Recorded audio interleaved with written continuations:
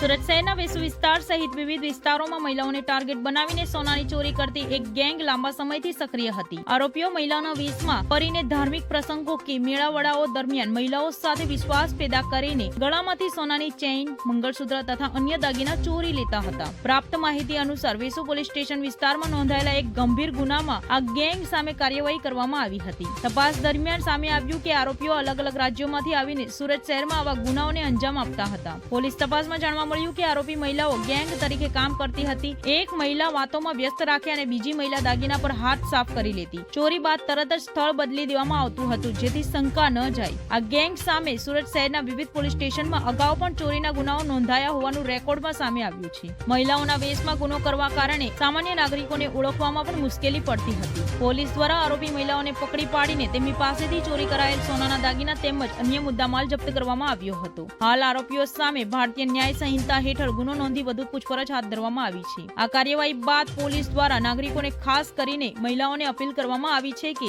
અજાણ્યા લોકો પર સહેલાઈથી વિશ્વાસ ન કરે અને કોઈ પણ શંકાસ્પદ હરકત જણાય તો તરત જ પોલીસને જાણ કરે।